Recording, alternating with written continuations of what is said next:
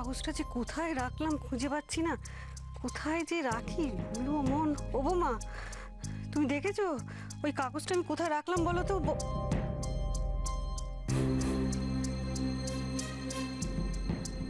বৌমা, কি হলো? এরকম গম্ভীর কেন তুমি?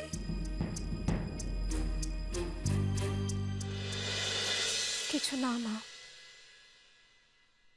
ছেলেমেয়েগুলোকে নিয়ে ভাবছিল কি যে শেষ অব্দি হবে কৃষ্ণ আর অর্জুনের, বলুন তো। মোচাইটা কোথায় বলো তো? বেরিয়েছে, সারাদিন যত উল্টো পাল্টা কাজ করে যাচ্ছে, মেয়েকে নিয়ে বদ বুদ্ধির দুজনে মিলে তৈরি করছে কি করে বাঙাল বজ্জাত ছেলে সর্বনাশ করা যায়। কি বলা যায় বলুন তো? সত্যি আমি মোচাইকে নিয়ে পারবো না। কতবার বললাম মেয়ে সংসারে নাক গলাস না, নাক গলাস না। আমার একটা কথা শোনে। ও এটা কেন বুঝতে পারছে না বলুন তো? ও অর্জুনের সর্বনাশ করতে গিয়ে আলটিমেটলি নিজের মেয়ের সর্বনাশ করছে। ওকে বুঝতে হবে, এভাবে চলে না বৌমা, এভাবে চলতে পারে না। সেটা আপনি বুঝছেন, আমি বুঝছি, যার বোঝার দরকার সে বুঝছে না মা। আপনার নাতনির সর্বনাশ লেখা আছে, কেউ আটকাতে পারবে না। না বৌমা না, এভাবে বলো না। দেখো আমি বলছি সব ঠিক হয়ে যাবে গো, সব ঠিক হয়ে যাবে। তোমার শাশুড়ি ঠিকই বলেছেন বৌমা, ও কথা বলো না, বলতে নেই। আমি কি সাধ করে কথা বলছি বাবা?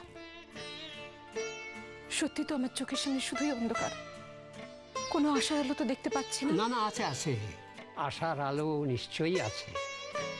আমার অভিজ্ঞতা কি বলছে জানো, যদি কোনো দুজনের মনের মিল না হয় আর তাদেরই সামনে অন্য কোনো দুজনের মনের মিল হয়ে যায়, সেইটা দেখে এই দুজনের মনের মিল হতে বাধ্য।